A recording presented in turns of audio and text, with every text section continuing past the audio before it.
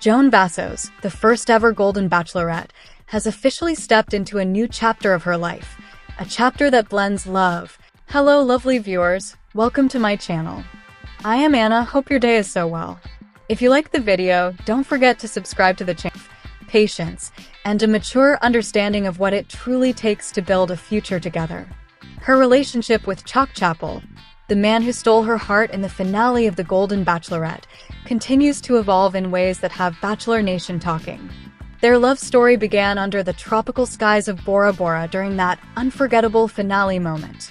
Chock knelt on one knee, holding a breathtaking 4-carat Neil Lane diamond ring, and asked Joan to take a leap of faith with him. The proposal was as emotional as it was symbolic, a promise not just of romance, but of partnership in life's next act. Fans called it one of the most genuine proposals in the franchise's history, and it quickly became one of the most watched clips of the season. Since then, Joan and Chock have been navigating what many reality TV couples struggle with, translating televised love into everyday life. Both have been refreshingly honest about the realities of post-show romance. While fairy tale engagements often lead to rushed weddings, Joan and Chock have chosen a different path, one defined by patience. Joan explained recently, "We've done the big stuff. Now we're focusing on the small, everyday things. The morning coffees, the quiet nights in, the family dinners. Those are the things that matter." For them, it's about discovering how love fits into real life, away from cameras and exotic destinations. Part of their journey has been long distance. Joan still resides in Maryland, while Chock is based in Kansas. They meet every couple of weeks, making the most of their time together. According to Chock, it's not always easy, but it's worth it. The distance makes us appreciate the time we do have. Their commitment is even more poignant considering the personal history they bring to this relationship. Joan lost her husband of over 3 decades in 2021, a loss that left a lasting imprint on her heart. Finding love again wasn't something she expected. On the anniversary of her late husband's passing earlier this year, Joan and Chock spent the day together in New York City, attending the Broadway play Left on 10th. Joan later shared on Instagram, "There is always a light at the end, and sometimes that light comes in ways you never saw coming." This balance of honoring the past while embracing the future has resonated deeply with fans. Many see Joan's story as a beacon of hope, that love can bloom again, even after heartbreak. As for wedding plans, they're taking their time. With Joan's son getting married this summer and both of their schedules packed with commitments, they've decided to enjoy their engagement without rushing down the aisle. "We're in a good place," Joan emphasized. "We don't need a certificate to validate what we feel. The wedding will come when it's right for us." There's also the question of where they'll eventually call home. For now, they're considering several options, including a potential move to New York City. "It feels like a fresh start, and it's somewhere we could both see ourselves building a life," Joan said. While no official decision has been made, the idea of a shared forever home has them both excited for what's ahead. Despite the lack of wedding urgency, their love is anything but stagnant. Whether it's weekend getaways, family gatherings, or simply sharing snapshots of their day-to-day lives, Joan and Chock are proving that their connection is strong, steady, and deeply rooted. Bachelor Nation has remained captivated by their journey. Social media is filled with support, with fans praising their authentic approach. "This is what real love looks like," one follower wrote. "Not rushed, not for show, just two people building something lasting." Of course, with public relationships come rumors, and there have been occasional whispers questioning whether the long-distance dynamic is sustainable. Joan addressed these concerns head-on in a recent interview. "We're not here to prove anything to anyone but ourselves. We know what we have, and we're happy. That's enough. What's next for this golden couple?" While there's no date set, Joan has hinted that when the wedding does happen, it may include familiar faces from the franchise. A televised ceremony isn't off the table, and producers are reportedly eager to capture their big day when the time comes. For now, though, they're content living their love story privately, at their own pace. Their journey is a refreshing reminder that love stories don't have to follow a script. They can evolve slowly, with intention and grace.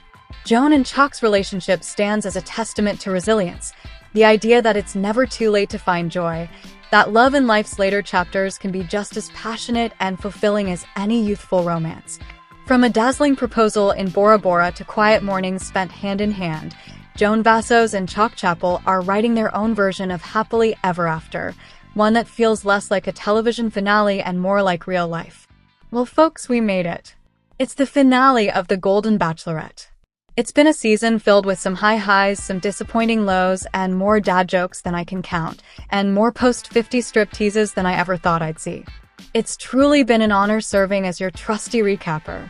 Tonight, we're watching the finale in addition to After the Final Rose, so try to keep up because the recap will jump back and forth between the pre-filmed content in Tahiti and scenes from a live studio audience. Honestly, I wish I was there, in French Polynesia or the live audience. We kick things off in Tahiti with Joan upset over Pascal saying he didn't love her. Wow, that feels like ages ago, as if 3 years have passed since Pascal self-eliminated. That's how time works on this show. Nancy knocks on Joan's door for the girl talk we needed. Joan says she feels like she's unlovable just because Pascal rejected her, and listen, I'm not invalidating her feelings, but if we let every flirty French guy determine our self-worth, where would we be in life? I studied abroad in Paris, so let me tell ya, I'd be nowhere right now if that were the case. Next time, I am available for pep talks, Golden Bachelorette producers. Joan gets to see her kids again, and you know all about how she felt about her final 2 guys meeting her kids if you saw our exclusive clip before it aired. They're meeting Chock first. Joan confides in her kids about struggling to balance loving John with falling in love again. Her son says, "It's refreshing to hear that you're conflicted. I get that they're happy to see her experiencing such passion, but oof." So Chock meets the kids, and Joan's kids are completely stone-faced throughout this conversation. I respect it. This is about to be the interrogation that I expected from the hometown dates. Joan's son and one of her daughters take Chock aside to tell him that whomever Joan chooses, he has to meet extremely high expectations. Chock assures them that he's not trying to replace their dad and just wants to make Joan happy. That was a great answer. We end the conversation with the son saying Chock is everything I hoped she would have found. Good sign. Chock says, "I wish Guy the best, but I really don't, because I want Joan in my life." Well, gotta respect the honesty. Chock starts off the date by telling Joan that he got emotional earlier, and he doesn't usually get emotional. He got Joan a present. It's a card that says they were both dreaming of spending time in NYC, and it's also a little heart padlock-shaped keychain. Oh, so they're gonna get a place in NYC? Hi, neighbors. Chock tells Joan he wants to marry her and he loves her. This is the first time a man has said those words to her since John died. Joan doesn't say "I love you" back because she promised herself she wouldn't say it until the end. Meanwhile, Chock keeps saying it. In the next scene, Joan says, "Today, Guy is supposed to meet my family, but I was thinking about the date I had with Chock." In other words, Joan already knows she's going to pick Chock. Holy crap, poor Guy, no pun intended. Fine, okay, maybe a little. So it's been 40 minutes and Joan's going to dump Guy, but it's only been 40 minutes into what's slated to be a 90-minute special. How will they fill the time? Maybe a wedding. Joan and Guy sit on the couch and she tells him, "I put my whole heart and soul into this journey. And my hope was if we all did it, we would end up where we are." Guy is beaming at Joan and says, "I know." Oh no, he's about to be blindsided. Joan says after hometowns, she started to picture a life with him, and they had a great date last week. Okay, not how I'd start a breakup convo. Misleading much? Joan tells Guy, "My biggest hope and my biggest fear were that I would have strong feelings for at least one person, and the scary part was that I would have to send somebody home, so I'm here to tell you that my heart belongs to somebody else." Ouch, Guy looks crushed. I would say I didn't see this coming, but it's been obvious ever since Chock left for his mother's funeral and then came back. Joan says she wanted to spare Guy meeting her family and doing another date because she cares about him so much. Guy just sobs. Dang, that hurts. Guy says he fell in love with Joan and was ready to let it all out. Joan tells him, "I love you, but I love you in a different way." Wow, how the tables have turned. It is fitting that it's storming outside, I will say that. And lol that the producers made Guy stand out in the rainstorm so they could film him crying. Was that necessary? Now we transition to the live studio audience for Guy to sit down with Jesse. He says watching that back was heartbreaking. The emotions I was feeling were sincere. I didn't expect it. I thought I was the guy. No pun intended, I'm sure. He does say he got so much out of the experience and didn't think he'd feel true love again, but being on the show showed him he could feel this again. Joan comes out and gives Guy a hug. He gets the floor first and says that everything he said on the show was sincere. But he does want to ask her one question. Was there something missing? Joan assures him that it was kind of the opposite. She never thought she could have strong feelings for more than one person. Their relationship was more of a slow burn, and they were on a time crunch. Joan says, "In any other situation, I would have been with you because I would have had more time." Is that a bad sign? She's saying that in the real world, she would have picked Guy, and we're in the real world now, so. She also says that she hopes they can be friends. From what I've seen of Chock, I do not envision him being cool with that. Back on the boat, Joan is putting on a sparkly white dress. Chock is in a nice suit with an engagement ring on his way over in a tiny boat, and I don't know why they're trying to fool us with these voiceovers like this engagement is still a question mark. It's clearly a done deal. Anyway, Chock meets Jessie on the beach, smiling ear to ear. He's nervous about proposing because Joan hasn't told him he loves her. But again, I feel this is a sure bet. Chock has the ring. Joan already broke up with Guy. We are getting an engagement, folks. Chock meets Joan on the sand at the Conrad Bora Bora Nui Resort and says, "I stand here in front of you today. I've got an array of emotions. I'm so happy to be in your life and that you're in mine. We've had a magical journey. It's been absolutely incredible. And you're the most giving, selfless woman I've ever met in my life." Props to Chock for memorizing this speech. He also says they're going to honor John and Kathy by loving each other every day, and they're going to make each other feel seen every day. Okay, I'm getting the chills. Joan responds with a speech of her own. "About a year and a half ago, I decided I needed love back in my life. From our first date in Disneyland, I could picture a future with you.